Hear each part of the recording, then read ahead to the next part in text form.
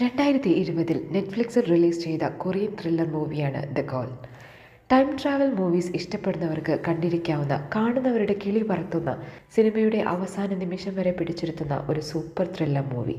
വളരെ ശ്രദ്ധിച്ചിരുന്ന് കണ്ടാൽ മാത്രം മനസ്സിലാവുന്ന ട്വിസ്റ്റുകളും നമ്മളെ കൺഫ്യൂഷനാക്കുന്ന പല രംഗങ്ങളും ഈ സിനിമയിലുണ്ട്. വളരെ സൂക്ഷ്മതയോടെ, ശ്രദ്ധയോടെ ഒറ്റയ്ക്കിരുന്ന് ഈ സിനിമയൊന്ന് കണ്ടു നോക്കൂ. സിനിമ കണ്ടിട്ടും അവസാന ഭാഗം മനസ്സിലായിട്ടില്ലെങ്കിൽ ഈ കഥ കേട്ട് സിനിമ ഒന്നുകൂടി ഒന്ന് കണ്ടു നോക്കൂ. സംഭവം പിടികിട്ടും. രണ്ട് വ്യത്യസ്ത ടൈം ലൈനിലുള്ള രണ്ട് സ്ത്രീകൾ ഒരു മൊബൈൽ ഫോൺ വഴി കണക്റ്റഡ് ആകുന്നതും ഒരാൾക്ക് മറ്റേയാളുടെ ലൈഫിനെ സ്വാധീനിക്കാൻ കഴിയുന്നതും അതുവഴി അവരുടെ വിധി മാറ്റി എഴുതപ്പെടുന്നതുമാണ് ഈ ത്രില്ലർ മൂവിയുടെ ഉള്ളടക്കം. നമ്മുടെ കഥ ഇവിടെ തുടങ്ങുകയാണ്. ലഗേജുമായി നടന്നു പോകുന്ന ഒരു പെൺകുട്ടിയെ കാണിച്ചുകൊണ്ടാണ് ഈ സിനിമ തുടങ്ങുന്നത്. അവളാണ് സിയോൺ, ഈ സിനിമയിലെ നായിക. സ്ട്രോബെറി ഫാം നടത്തുന്ന സംഘോയുടെ വണ്ടിയിൽ കയറി സിയോൺ അവളുടെ വീട്ടിലേക്ക് പോവുകയാണ്. നീ നിന്റെ ഹോസ്പിറ്റലിലുള്ള അമ്മയെ കണ്ടില്ലേ എന്ന സംഘോയുടെ ചോദ്യത്തിന് മറുപടി നൽകാതെ സിയോൺ തൻ്റെ ഫോൺ ട്രെയിനിൽ കളഞ്ഞു പോയെന്നും അതിലേക്കൊന്ന് വിളിച്ചു നോക്കാൻ സംഘോയുടെ ഫോൺ തരാമോ എന്നും ചോദിക്കുന്നു. സംഘോയുടെ ഫോണിൽ നിന്നും തൻ്റെ നമ്പറിലേക്ക് വിളിച്ചു നോക്കുന്നുണ്ടെങ്കിലും ആരും ഫോൺ എടുക്കുന്നില്ല. തൽക്കാലം തൻ്റെ ഈ ഫോൺ യൂസ് ചെയ്തോളൂ എന്ന് പറഞ്ഞുകൊണ്ട് സംഘോ അയാളുടെ ഫോൺ കൊടുക്കുന്നുണ്ടെങ്കിലും വീട്ടിൽ മറ്റൊരു ഫോണുണ്ടെന്ന് സിയോൺ പറയുന്നു. വീട്ടിലെത്തിയ ശേഷം സിയോൺ വീട്ടിൽ എവിടെയൊക്കെയോ തിരഞ്ഞ് ഒരു കോഡ്ലെസ് ഫോൺ കണ്ടെത്തുന്നു. അതിൽ നിന്നും അവരുടെ ഫോണിലേക്ക് വിളിക്കുന്നു. അത് ആരോ ട്രെയിനിൽ നിന്നും എടുത്തിട്ടുണ്ട്. അത് കിട്ടിയവർ ആ ഫോണ് കൊടുക്കാതിരിക്കാൻ വേണ്ടി അത് സ്വിച്ച് ഓഫ് ആക്കി വയ്ക്കുന്നു. ശേഷം വീണ്ടും വീട്ടിലുള്ള ഫോൺ റിംഗ് ചെയ്യുന്നത് കേട്ട് തൻ്റെ ഫോണിൽ നിന്നായിരിക്കും ആ കോൾ എന്ന് കരുതി ഓടിച്ചെന്ന് ഫോൺ എടുക്കുന്ന സിയോൺ കേൾക്കുന്നത് മറ്റൊരു പെൺകുട്ടി ഫോണിൽ കൂടി എന്തൊക്കെയോ പറയുന്നതാണ്. നിങ്ങൾക്ക് ആള് മാറിയതായിരിക്കുമെന്ന് സിയോൺ പറയുമ്പോൾ ഇത് സംഖ്യയുടെ നമ്പറല്ലേ എന്ന് ചോദിച്ച് കോൾ കട്ടാകുന്നു. അതിനുശേഷം സിയോണിൻ്റെ അമ്മയുടെ ട്യൂമർ ചികിത്സയെക്കുറിച്ച് ഡോക്ടർ സംസാരിക്കുന്നതും അമ്മ ചികിത്സയുടെ ചിലവിനെക്കുറിച്ചൊക്കെ സംസാരിക്കുന്നതാണ് കാണിക്കുന്നത്. അമ്മ സിയോണിനോട് നാളെ നീ അച്ഛൻ്റെ കല്ലറ കാണാൻ പോകണമെന്നും അവിടെ ചെന്ന് ആ കല്ലറയോട് ചേർത്ത് എന്നെയും അടക്കം ചെയ്യാൻ പറ്റുമോ എന്ന് അവിടുത്തെ മാനേജറോട് ചോദിക്കണമെന്ന് പറയുന്നുണ്ട്. എന്നാൽ സിയോൺ അതിനുള്ള എന്ത് യോഗ്യതയാണ് നിങ്ങൾക്കുള്ളതെന്നും നിങ്ങൾക്കിപ്പോഴും നെയിൽ പോളിഷ് ഇടാനുള്ള മനസ്സുണ്ടല്ലേ എന്നൊക്കെ ചോദിക്കുന്നുണ്ട്. അതിനുശേഷം സിയോൺ അച്ഛൻ്റെ കല്ലറ കാണാൻ പോകുന്നു. അതിൽ മരണ ദിവസം നവംബർ 27, 1999 എന്ന് എഴുതിയിരിക്കുന്നത് കാണാം. വീട്ടിൽ തിരിച്ചെത്തുമ്പോൾ വീണ്ടും സിയോണിൻ്റെ ഫോൺ അടിക്കുന്നു. വീണ്ടും അതേ പെൺകുട്ടി തന്നെ. സംഖി, അമ്മ എന്നെ കൊല്ലാൻ നോക്കുകയാണ്. സംഖി, നീ വേഗം എൻ്റെ അഡ്രസ്സിലേക്ക് വാ, നിനക്ക് എൻ്റെ അഡ്രസ്സ് അറിയുന്നതല്ലേ എന്നെല്ലാം പറയുന്നു. സംഖി സ്റ്റോറിൻ്റെ നമ്പറില്ലെന്ന് അറിയുമ്പോൾ കോൾ പിന്നെയും കട്ടാവുന്നുണ്ട്. ആ രാത്രിയിൽ ആ വീട്ടിൽ ഒറ്റയ്ക്ക് കിടന്നിറങ്ങുന്ന സിയോണിൻ്റെ കാലിൽ എന്തൊക്കെയോ മുറിവുകളുടെ പാടൊക്കെ കാണിക്കുന്നുണ്ട്.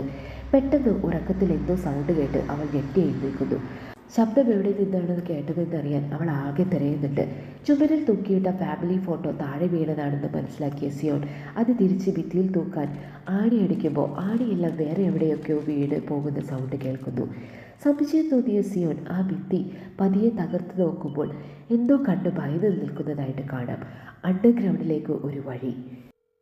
അതിലൂടെ നടന്നു പോകുമ്പോൾ അതൊരു മുറിയിലേക്കാണ് എത്തുന്നത്. അവിടെ ഒരു ബോക്സിൽ ഒരു ഡയറിയും പിന്നെ ഒരു പെൺകുട്ടിയുടെ ഫോട്ടോയൊക്കെ കാണുന്നു. ആ ഫോട്ടോയിൽ നവംബർ 26, 1999 എന്ന് എഴുതിയിട്ടുണ്ട്. സ്ട്രോബെറി ഫാമിലെ സംഘോയോട് ആ ഫോട്ടോയിലെ പെൺകുട്ടിയെക്കുറിച്ച് അറിയുമോ എന്ന് ചോദിക്കുമ്പോൾ അത് യങ്സൂക്ക് ആണെന്നും 1990s എന്തൊക്കെയോ സംഭവങ്ങളാണെന്നും അവളുടെ അമ്മ ഒരു മന്ത്രവാദിനിയാണെന്നൊക്കെ അയാൾ പറയുന്നു. മറ്റൊന്നും കേൾക്കാൻ നിൽക്കാതെ സംഘോ പോകുന്നു.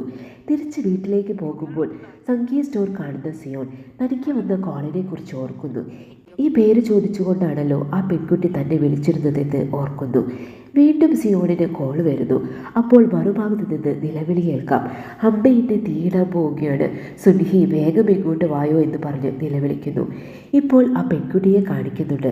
അവൾ പറഞ്ഞതുപോലെ അവളുടെ അമ്മ ഒരു തീപ്പന്തം പിടിച്ചു നിൽക്കുകയും ആ പെൺകുട്ടിയെ സ്റ്റെപ്പിൽ നിന്ന് വലിച്ചിഴയ്ക്കുന്നതുമായിട്ട് കാണാം. സ്റ്റെപ്പിൽ തീ പടരുന്നു. പിന്നീട് അവിടെ ആകെ കത്തി അമർന്നതിന് ശേഷം ആ പുക വരുന്നത് സിയോൺ നേരത്തെ തകർത്ത ഭിത്തിയിലെ ഹോളിലൂടെയാണ്. അത് സിയോൺ കണ്ട് അമ്പരക്കുന്നു. പിറ്റേ ദിവസം വീണ്ടും ഫോൺ അടിക്കുന്നുണ്ട്. അപ്പോൾ സിയോൺ യങ്സൂക്കിനോട് സംസാരിക്കാൻ തുടങ്ങുകയാണ്. യങ്സൂക്കിൻ്റെ അതേ അഡ്രസ്സിലാണ് താനെന്നും നവംബർ 26, 1999 എടുത്ത ഫോട്ടോയും അവൾ എഴുതിയ ഡയറിയും തൻ്റെ കയ്യിലുണ്ടെന്നും പറയുന്നു. കൂടാതെ യങ്സൂക്ക് ഡയറിയിൽ കുറിച്ച കാര്യങ്ങൾ സിയോൺ അവളുടെ കയ്യിലുള്ള ഡയറിയിൽ നിന്നും വായിച്ചു കൊടുക്കുന്നു. ഇത് കേട്ട് അമ്പരന്ന യങ്സൂക്ക് ഫോൺ കട്ട് ചെയ്യാനൊരുങ്ങുമ്പോൾ ഇന്ന് രാത്രി അവിടെ ഒരു പ്ലെയിൻ ക്രാഷ് ഉണ്ടാകുമെന്ന് സൂചന നൽകുന്നു. പിന്നീട് യങ്സുക്കിനെയും അവരുടെ അമ്മയെയാണ് കാണിക്കുന്നത്. എന്തൊക്കെയോ രുചിയില്ലാത്ത, കാണാൻ കൊള്ളാത്ത ഭക്ഷണങ്ങൾ ടേബിളിലുണ്ട്. അത് കഴിക്കാൻ ആവശ്യപ്പെടുന്ന യങ്സുക്കിൻ്റെ അമ്മയോട് ഇതൊക്കെയാണോ കഴിക്കാൻ കൊള്ളാവുന്ന ഭക്ഷണം എന്ന് പറഞ്ഞുകൊണ്ട് ഇഷ്ടമില്ലാതെ അതൊക്കെ വാരി വലിച്ച് കഴിക്കുന്നത് പോലെ കാണിക്കുന്നത് കാണാം. നീ ഇങ്ങനെയൊക്കെ പെരുമാറുന്നത് ചീത്ത ശക്തികൾ കാരണമാണെന്ന് അവളുടെ അമ്മ അപ്പം പറയുന്നുണ്ട്. അതിനിടെ ടി വിയിൽ പ്ലെയിൻ ക്രാഷിൻ്റെ ന്യൂസ് യങ്സുക്ക് കാണുന്നു. സിയോൺ പറഞ്ഞത് സത്യമാണെന്ന് മനസ്സിലാക്കി യങ്സുക്ക് വീണ്ടും ഫോൺ വിളിക്കുന്നു. അവർ തമ്മിൽ കൂടുതൽ സംസാരിക്കുന്നുണ്ട്. രണ്ടുപേരും രണ്ട് ടൈം ലൈനിലുള്ള ഒരേ പ്രായക്കാരാണ്. യങ്സുക്ക് 1999 28 വയസ്സുള്ള പെൺകുട്ടിയും സിയോൺ 2020 28 വയസ്സുള്ള പെൺകുട്ടിയുമാണ്. യങ്സുക്കിൻ്റെ ബർത്ത് മദർ മരിച്ചെന്നും ഇപ്പോൾ ഉള്ളത് അവളുടെ സ്റ്റെപ്പ് മദറാണെന്നും പറയുമ്പോൾ സിയോൺ തൻ്റെ അച്ഛനും ഒരു ഫയർ ആക്സിഡൻറ്റിൽ മരിച്ചതാണെന്ന് പറയുന്നു. ആ ഫയർ ആക്സിഡൻറ്റിൽ അവൾക്കും മുറിവേൽക്കുന്നുണ്ട്. ആ പാടുകളാണ് നമ്മൾ നേരത്തെ സിയോണിൻ്റെ കാലിൽ കണ്ടത്. പെട്ടെന്ന് അമ്മ വരുന്നുണ്ടെന്ന് പറഞ്ഞ് യങ്സുക്ക് ഫോൺ വയ്ക്കുന്നു. 1999 നവംബർ 21, അതായത് നമ്മുടെ സിയോണിൻ്റെ അച്ഛൻ മരിക്കുന്നതിന് മുമ്പ് യങ്സുക്കിൻ്റെ വീട് വാങ്ങാൻ ഒരു ഫാമിലി എത്തുന്നുണ്ട്. അമ്മയും അച്ഛനും ഒരു മോളും അടങ്ങുന്ന ഒരു ഫാമിലി.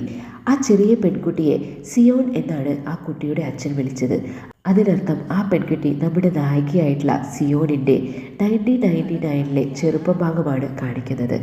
ഇത് മനസ്സിലാക്കിയ യങ്സുക്ക് അവളുടെ 1999 ഉള്ള അച്ഛൻ്റെ ശബ്ദം ഫോൺ വിളിച്ച് കേൾപ്പിച്ചു കൊടുക്കുന്നു. ഇത് കേട്ട സിയോൺ ഒരുപാട് വിഷമിക്കുന്നുണ്ട്.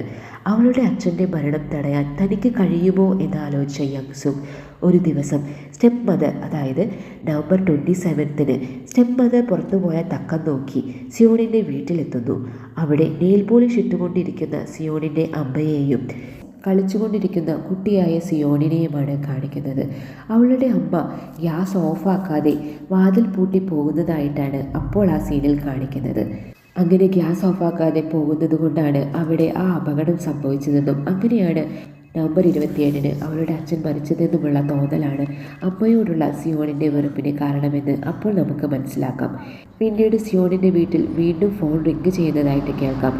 എന്നാൽ ഇപ്പോൾ റിംഗ് ചെയ്യുന്നത് ആ കോഡ്ലെസ് ഫോണല്ല, പകരം അവൾക്ക് നഷ്ടപ്പെട്ടെന്ന് കരുതിയ അവളുടെ മൊബൈൽ ഫോണാണ്. പിന്നീടുള്ള മാറ്റങ്ങൾ അവിശ്വസനീയമാണ്. ആ മുറിയും വീടും എന്തിന് സിയോൺ തന്നെ ആകെ മാറിയിരിക്കുന്നു. അവളുടെ അച്ഛൻ ജീവനോടെ ഉണ്ടായിരുന്നെങ്കിൽ എങ്ങനെയായിരിക്കുമോ അത്രയും ഭംഗിയിലാണ് ആ മുറികളും സിയോണും ഒക്കെ കാണിക്കുന്നത്. അതായത് യങ്സുക്ക് കുട്ടിയായിരുന്ന സിയോണിൻ്റെ വീട്ടിൽ ചെന്ന് ഗ്യാസ് ഓഫാക്കുകയും അതുവഴി അച്ഛന് സംഭവിച്ച ആ അപകടം ഒഴിവാകുകയും ചെയ്യുന്നുണ്ട്. പിന്നീട് സിയോൺ തൻ്റെ അച്ഛനെ മുന്നിൽ കാണുന്നു. അച്ഛനും അമ്മയ്ക്കും കൂടെ ഒരുപാട് സമയം ചിലവഴിക്കുന്ന സിയോൺ യങ്സുക്കിനെ വിളിക്കാനായിട്ട് വിട്ടുപോകുന്നു. എന്നാൽ സ്റ്റെപ്പ് മദർ അറിയാതെ വീട് വിട്ടിറങ്ങിയ യങ്സുക്കിനെ അവളുടെ സ്റ്റെപ്പ് മദർ ഉപദ്രവിച്ചത് അവളുടെ പുറത്തെ മുറിവിൽ നിന്ന് നമുക്ക് മനസ്സിലാക്കാവുന്നതാണ്. അങ്ങനെ ഒരു ദിവസം ഫോൺ വിളിക്കുന്നതിനിടയിൽ യങ്സുക്ക് നിലവിളിക്കുന്നതായിട്ട് കേൾക്കുന്ന സിയോനോട് ഇനി യങ്സുക്കിനെ വിളിക്കരുതെന്നും അവളോട് സംസാരിക്കരുതെന്നും അവളുടെ സ്റ്റെപ്പ് മദർ പറയുന്നു.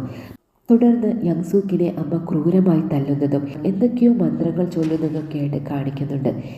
ഇത് കേട്ട് യങ്സുക്കിന് എന്താണാവോ സംഭവിച്ചത് എന്നൊക്കെ ആലോചിച്ച് ഉറക്കം നഷ്ടപ്പെട്ട സിയോൺ 1999 നടന്ന സംഭവങ്ങൾ നെറ്റ് വഴി സെർച്ച് ചെയ്ത് നോക്കുമ്പോൾ മന്ത്രവാദത്തിനിടയിൽ യങ്സുക്കിൻ്റെ അമ്മ അവളെ ആ രാത്രിയിൽ കൊല്ലുമെന്ന് കണ്ടെത്തുന്നു.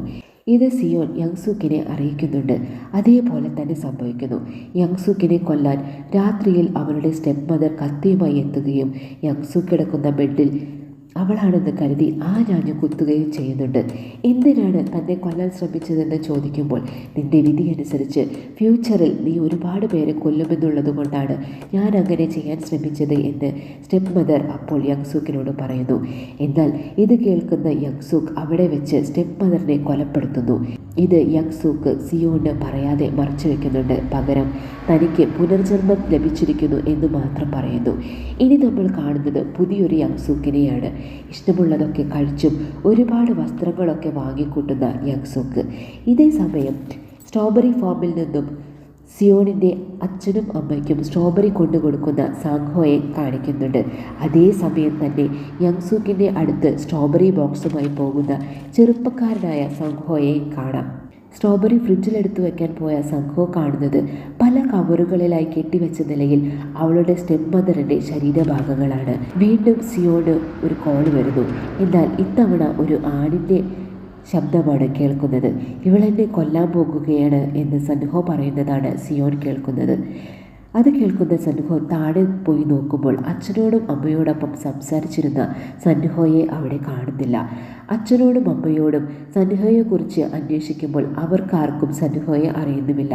പിന്നീട് അന്വേഷിക്കുമ്പോൾ നശിച്ചു പോയൊരു സ്ട്രോബെറി ഫാമും അയാൾ മരിച്ചിട്ട് ഒരുപാട് കൊല്ലമായെന്നും കൊന്നത് യങ്സൂക്ക് ആണെന്നും പോലീസിൽ നിന്ന് അറിയുന്നു. മരിച്ച സ്റ്റെപ്പ് മദറിൻ്റെ ശരീരഭാഗങ്ങൾ ഫ്രിഡ്ജിൽ കണ്ട സൻഹോയെ യങ്സൂക്ക് കൊല്ലുന്നുണ്ട് എന്നാണ് ഇതിനർത്ഥം. പോലീസുകാർ ഇതിനെപ്പറ്റി യങ്സൂക്കിൻ്റെ വീട്ടിൽ വന്ന് അന്വേഷിക്കുമ്പോൾ അവിടെ സ്ട്രോബെറി ബോക്സുകൾ യങ്സൂക്കിൻ്റെ വീട്ടിൽ വെച്ച് കണ്ടെത്തുന്നുണ്ട്. ആ ബോക്സുകൾ എങ്ങനെയാണ് ആ വീട്ടിൽ വന്നത് എന്ന് അന്വേഷിക്കുമ്പോൾ അതൊരു പക്ഷേ എൻ്റെ സ്റ്റെപ്പ് മദർ വാങ്ങിയതായിരിക്കാമെന്ന് അവൾ പറയുന്നു. അമ്മ എവിടെയെന്ന് ചോദിക്കുമ്പോൾ അവർ ദൂരെ എവിടെ പോയിരിക്കുകയാണെന്നും അവൾ പറയുന്നുണ്ട്. സംശയം തോന്നുന്ന പോലീസുകാർ ഇതെല്ലാം നോട്ട് ചെയ്തു വയ്ക്കുന്നു. ഇതൊക്കെ മനസ്സിലാക്കുന്ന സിയോൻ സൻഹി സ്റ്റോറിൽ ചെന്ന് സൻഹയോട് യങ്സൂക്കിനെ കുറിച്ച് കൂടുതൽ അന്വേഷിക്കുന്നു. ശേഷം സിയോൻ യങ്സൂക്കിനെ വിളിച്ച്, നീ അവരെ കൊന്നല്ലേ? നിന്നെ പോലീസുകാർ പിടിച്ചതും ജയിലിലിട്ടതൊക്കെ ഞാൻ അറിഞ്ഞെന്നും പറയുന്നുണ്ട്. നിന്റെ അച്ഛനെ രക്ഷിച്ചത് ഞാനല്ലേ? പോലീസുകാർ എങ്ങനെയാണ് എന്നെ പിടിച്ചത് എന്ന് എനിക്ക് പറഞ്ഞു തരണമെന്ന് പറയുന്ന യങ്സൂക്കിൻ്റെ കോൾ പിന്നീട് സിയോൺ എടുക്കാതെ വരുന്നു. പോലീസിൽ നിന്ന് എങ്ങനെ രക്ഷപ്പെടണമെന്ന് അറിയാതിരിക്കുന്ന യങ്സൂക്കിൻ്റെ മുന്നിലേക്ക് കുട്ടിയായിരിക്കുന്ന സിയോണും അച്ഛനും എത്തുന്നുണ്ട്. അതായത് 1999 നവംബർ 21 അവർ യങ്സൂക്കിൻ്റെ വീട് വാങ്ങുന്നതിനെ പറ്റി സംസാരിക്കാനായിട്ട് അവിടെ എത്തിയിരുന്നുവല്ലോ. അപ്പോൾ അതിൻ്റെ ഒരു കാര്യം പറയുന്നതിന് വേണ്ടിയിട്ട് വീണ്ടും സിയോണും അച്ഛനും അവിടെ എത്തുന്നുണ്ട്. അമ്മ അകത്തുണ്ടെന്ന് പറഞ്ഞുകൊണ്ട് അവരെ രണ്ടുപേരെയും യങ്സൂക്ക് അകത്ത് വിളിച്ചിരുത്തുന്നു. ഇതിനിടെ കാർ ഡ്രൈവിംഗ് പഠിക്കുന്ന സിയോനെയും പഠിപ്പിക്കുന്ന അച്ഛനെയും കാണാം. എന്നാൽ പെട്ടെന്ന് തന്നെ അതെല്ലാം മാഞ്ഞ് ഇല്ലാതാകുന്നതായിട്ട് കാണാം. കാറും സിയോണിൻ്റെ അച്ഛനെല്ലാം മാഞ്ഞു പോയിരിക്കുന്നു. ഇപ്പോൾ സിയോനെ മാത്രമായിട്ട് നമുക്ക് കാണാൻ സാധിക്കും. കാരണം എന്താണെന്ന് വെച്ചാൽ യങ്സൂക്കിൻ്റെ വീട്ടിലെത്തുന്ന സിയോണിൻ്റെ അച്ഛനെ ആ വീട്ടിൽ വെച്ച് യങ്സൂക്ക് കൊല്ലുന്നുണ്ട്. തിരിച്ച് വീട്ടിലെത്തിയ സിയോൺ കാണുന്നത് തൻ്റെ ആ പഴയ വീടാണ്, അച്ഛനില്ലാത്ത ആ പഴയ വീട്. പഴയ സിയോനെ നമുക്ക് അവിടെ കാണാം. അവിടെ ഫോൺ അറ്റൻഡ് ചെയ്യൂ എന്ന് മാത്രം എഴുതിയത് നമുക്ക് കാണാനായിട്ട് സാധിക്കും. ഫോൺ പിന്നെയും റിങ് ചെയ്യുന്നു. അച്ഛനെ കൊന്നതിൻ്റെ പേരിൽ യങ്സൂക്കിനോട് ബഹളമുണ്ടാക്കുകയും അച്ഛനെ കൊന്നതുപോലെ നിന്നെയും ഞാൻ കൊല്ലുമെന്ന് സിയോൻ യങ്സൂക്കിനോട് പറയുന്നുണ്ട്. എന്നാൽ പോലീസ് തന്നെ എങ്ങനെയാണ് പിടിച്ചതെന്ന് പറഞ്ഞില്ലെങ്കിൽ അമ്മയെയും കൊല്ലുമെന്ന് പറയുന്നത് കേൾക്കുന്ന സിയോൻ യങ്സൂക്കിനെ കൊല്ലാനുള്ള വഴി തേടുന്നു. ഇപ്പോൾ ഈ സീനിൽ യങ്സൂക്കിൻ്റെ വീട്ടിൽ യങ്സൂക്കിനടുത്ത് ചെയറിൽ ഒരു വെള്ളത്തുണി കൊണ്ട് മൂടിയ നിലയിൽ കുട്ടിയായ സിയോനെ ഇരുത്തിയിരിക്കുന്നത് നിങ്ങൾക്ക് കാണാം. ഈ ഭാഗമൊന്ന് നിങ്ങൾ ഓർമ്മയിൽ വെച്ചോളൂ. അമ്മയെ കൊല്ലുമെന്ന് കേൾക്കുന്ന സിയോൻ പിന്നീട് 1999 ഡിസംബർ 31 5 മണിക്ക് നടന്ന ഒരു ഗ്യാസ് എക്സ്പ്ലോഷനെ പറ്റി നെറ്റിൽ സെർച്ച് ചെയ്ത് കണ്ടെത്തുന്നു. 5 മണിക്ക് യങ്സൂക്കിനെ അവിടെ എത്തിച്ചാൽ അവളെ കൊല്ലാനാകുമെന്ന് മനസ്സിലാക്കിയ സിയോൻ യങ്സൂക്കിനെ വിളിക്കുകയും സ്റ്റെപ്പ് മദറിനെയും സംഘോയെയും കൊല്ലാൻ ഉപയോഗിച്ച കത്തിയിലൂടെയാണ് പോലീസ് അവളെ അറസ്റ്റ് ചെയ്യുന്നത് എന്നും ആ കത്തി ഇപ്പോൾ ഉള്ളത് വേസ്റ്റ് കളക്ട് ചെയ്യുന്ന ഒരാളുടെ പക്കലാണെന്നും അയാളിപ്പോൾ ഉള്ളത് ഗ്യാസ് എക്സ്പ്ലോഷൻ നടക്കാൻ പോകുന്ന സ്ഥലത്താണെന്നും പറയുന്നു. എന്നാൽ ആ എക്സ്പ്ലോഷനിൽ നിന്നും യങ്സൂക്ക് രക്ഷപ്പെടുന്നുണ്ട്. വീണ്ടും സിയോണിൻ്റെ ഫോണ് റിങ് ചെയ്യുന്നു. ഇത്തവണ സിയോൺ കേൾക്കുന്നത് കുട്ടിയായ സിയോണിൻ്റെ ശബ്ദമാണ്. പിന്നീട് യങ്സൂക്കിൻ്റെ ശബ്ദവും. സിയോൺ തന്നെ അപായപ്പെടുത്താൻ നോക്കിയതാണെന്ന് മനസ്സിലാക്കിയ യങ്സൂക്ക് കുട്ടിയായ സിയോണിൻ്റെ ശരീരത്തിലേക്ക് തിളച്ച വെള്ളം ഒഴിക്കുന്നു. അപ്പോൾ 2020 സിയോണിൻ്റെ ശരീരമാകെ പൊള്ളുന്നതായി കാണിക്കുന്നുണ്ട്. ആ സമയത്താണ് സിയോണിൻ്റെ അമ്മ കാരണമല്ല അച്ഛൻ മരിച്ചതെന്നും ഗ്യാസ് ഓഫാക്കി പുറത്തുപോയ അമ്മയ്ക്ക് ശേഷം കളിച്ചുകൊണ്ടിരിക്കുന്ന സിയോണാണ് വീണ്ടും ഗ്യാസ് ഓണാക്കുന്നതെന്നും അങ്ങനെയാണ് അച്ഛൻ മരിക്കുന്നതെന്നും യങ്സൂക്കിൽ നിന്ന് സിയോൺ അറിയുന്നത്. സിയോൺ ആ വീട്ടിൽ നിന്നും ഇറങ്ങി ഓടുന്നു. പിന്നീട് പോലീസ് സ്റ്റേഷനിലെത്തി അവിടുത്തെ ഗ്ലാസ്സൊക്കെ തകർത്തുകൊണ്ട് പോലീസ് നോട്ട് ചെയ്തു വെച്ചിരിക്കുന്ന ഡീറ്റെയിൽസ് അടങ്ങിയിരിക്കുന്ന ഡയറി എടുക്കുകയും അത് വായിക്കുകയും ചെയ്യുന്നു. കത്തി എവിടെയാണെന്ന് മനസ്സിലാക്കിയ യങ്സൂക്ക് അത് കണ്ടെത്തി നശിപ്പിക്കുന്നുണ്ട്. ഇതേ സമയം മകളെയും ഭർത്താവിനെയും കാണാനില്ലെന്നുള്ള വിവരം പോലീസ് സ്റ്റേഷനിൽ അറിയിക്കാനായി സിയോണിൻ്റെ അമ്മ അവിടെ എത്തുന്നു. ഒരു പോലീസുകാരൻ്റെ കൂടെ അവർ യങ്സൂക്കിൻ്റെ വീട്ടിലെത്തുന്നു. ഈ ഒരു ഭാഗവും നിങ്ങൾ ഓർമ്മയിൽ വയ്ക്കണം. കത്തി യങ്സൂക്ക് നശിപ്പിക്കുന്നതോടെ പോലീസിന് യങ്സൂക്കിനെ പിടികൂടാനാകുന്നില്ല. പോലീസ് ഡയറിയിലെ ഡീറ്റെയിൽസ് മാഞ്ഞു തുടങ്ങുന്നതായിട്ട് കാണാം. മാത്രമല്ല സിയോണിന്റെ വീട്ടിൽ വീണ്ടും ഒരുപാട് മാറ്റങ്ങൾ വരുന്നു. ഒരുപാട് ഫ്രിഡ്ജുകൾ ഇപ്പോൾ ആ വീട്ടിൽ കാണാം. യങ് സുക്കിന് അവൾ കൊല്ലുന്ന എല്ലാവരെയും കഷ്ണങ്ങളാക്കി കവറിലാക്കി എടുത്തു വെക്കാനുള്ളതായിരിക്കണം അത്രയും ഫ്രിഡ്ജുകൾ. ഇത് കണ്ട് പേടിച്ചോടുന്ന സിയോണിന്റെ കയ്യിൽ നിന്നും പോലീസ് ഡയറി തെറിച്ചു പോകുന്നുണ്ട്. ഇപ്പോൾ ആ വീട്ടിൽ ഫോണിൽ സംസാരിച്ചു കൊണ്ടിരിക്കുന്ന ഒരു സ്ത്രീയെ കാണാം. അത് യങ് സുക്ക് ആയിരിക്കണം. കാരണം പോലീസ് യങ് സുക്കിനെ അറസ്റ്റ് ചെയ്തിട്ടില്ലല്ലോ. പോലീസ് ഡയറിയിൽ നിന്നും യങ് സുക്ക് ഒരു കോഡ്ലെസ് ഫോൺ യൂസ് ചെയ്യുന്നുണ്ട് എന്ന് എഴുതിയിരിക്കുന്നത് കണ്ട സിയോൺ ആ ഫോൺ കണ്ടെത്താനായി വീണ്ടും തിരിച്ചു വീട്ടിലേക്ക് കയറുന്നു. ഇതേ സമയം സിയോണിന്റെ അമ്മയും പോലീസുകാരനും യങ് സുക്കിന്റെ വീട്ടിലെത്തുകയും മകളെയും ഭർത്താവിനെയും അന്വേഷിക്കുകയും ചെയ്യുന്നുണ്ട്. എന്നാൽ അവരെ അവിടെ കണ്ടെത്താനാകുന്നില്ല. ഭർത്താവിന്റെ ഫോണിലേക്ക് യങ് സുക്കിന്റെ ഫോണിൽ നിന്നും വിളിക്കുന്ന സിയോണിന്റെ അമ്മയുടെ ഫോൺ എടുക്കുന്നത് സിയോണാണ്. സിയോൺ ആ വീട്ടിൽ നിന്നും യങ് സുക്ക് കാണാതെ യങ് സുക്കിന്റെ ഫോൺ എടുത്തിരുന്നു. ശേഷം അമ്മയോട് ആ വീട്ടിൽ നിന്ന് രക്ഷപ്പെടാനും ഇല്ലെങ്കിൽ യങ് സുക്ക് കൊല്ലുമെന്നും പറയുന്നു. അപ്പോൾ തന്നെ ആ പോലീസുകാരനെ യങ് സുക്ക് കൊല്ലുന്നുണ്ട്. 2020 സിയോണിനെ അപ്പോൾ അവിടെയുള്ള 2020 യങ് സുക്ക് തലക്കടിക്കുന്നു. ആ ഫോണുമായി സിയോൺ യങ് സുക്കിൽ നിന്ന് രക്ഷപ്പെടാനായി ഒരു റൂമിൽ പോയി ഡോർ അടയ്ക്കുന്നു. ഇതേ സമയം ഭൂതകാലത്തിൽ യങ് സുക്കിൽ നിന്ന് രക്ഷപ്പെട്ട് സിയോണിന്റെ അമ്മയും ഒരു റൂമിൽ കയറി ഡോർ അടയ്ക്കുന്നുണ്ട്. ഫോണിൽ തമ്മിൽ സംസാരിക്കുന്ന സിയോൺ അമ്മയോട് യങ് സുക്കിനെ കൊല്ലാൻ പറ്റുന്ന എന്തെങ്കിലും ആ റൂമിലുണ്ടെങ്കിൽ അത് കണ്ടെത്തി ഉപയോഗിക്കാൻ പറയുന്നു. എന്നാൽ കുട്ടിയായ സിയോണിന്റെ ശബ്ദം കേട്ട് അവളെ രക്ഷിക്കാൻ ശ്രമിക്കുന്ന സിയോണിന്റെ അമ്മയെ യങ് സുക്ക് കത്തികൊണ്ട് ആക്രമിക്കുന്നു. ആ ആക്രമണത്തിൽ സിയോണിന്റെ അമ്മയുടെ കഴുത്തിലും കയ്യിലൊക്കെ മുറിവാകുന്നുണ്ട്. പിന്നീട് സിയോണിന്റെ അമ്മ യങ് സുക്കിനെയും കൊണ്ട് താഴേക്ക് ചാടുന്നു. അമ്മ മരിച്ചിരിക്കുമോ എന്നോർത്ത് സങ്കടപ്പെട്ട് ഹോസ്പിറ്റലിലേക്ക് ഓടുന്ന സിയോണിനെയാണ് ഇപ്പോൾ കാണിക്കുന്നത്. എന്നാൽ ഹോസ്പിറ്റലിൽ അമ്മ കിടന്നിരുന്ന ബെഡിൽ അമ്മയെ കാണുന്നില്ല. സിയോൺ ഓടി അച്ഛൻ്റെ കല്ലറയുടെ അടുത്തെത്തുന്നു. അവിടെ അച്ഛൻ്റെ കല്ലറ മാത്രമേ കാണുന്നുള്ളൂ. കരഞ്ഞുകൊണ്ടിരിക്കുന്ന സിയോണിനെ തേടി അമ്മ നടന്നു വരുന്നതാണ് പിന്നീട് കാണിക്കുന്നത്. അമ്മയുടെ കയ്യിലും കഴുത്തിലുമൊക്കെ മുറിവുകൾ കാണുന്നുണ്ട്. യങ് സുക്കിനോടുള്ള ആക്രമണത്തിലുണ്ടായ മുറിവുകളായിരിക്കണം അത്. അമ്മയുടെ കയ്യും പിടിച്ച് നടന്നു നീങ്ങുന്ന സിയോണെ കാണിച്ചുകൊണ്ട് സിനിമ അവസാനിക്കും എന്ന് കരുതുമ്പോൾ പിന്നെയും സങ്കീർണമായ കൂടുതൽ രംഗങ്ങളാണ് കാണിക്കുന്നത്. 2020 ഫോൺ റിങ് ചെയ്യുന്നു. കൂടെ ഒരു സ്ത്രീയുടെ സംസാരവും. ആ ഫോൺ സംഭാഷണം ഇങ്ങനെയായിരുന്നു: യങ് സുക്ക് അല്ലേ, നിന്നെ തേടി സിയോണിന്റെ അമ്മയും ഒരു പോലീസുകാരനും ഇപ്പോൾ ആ വീട്ടിലെത്തും.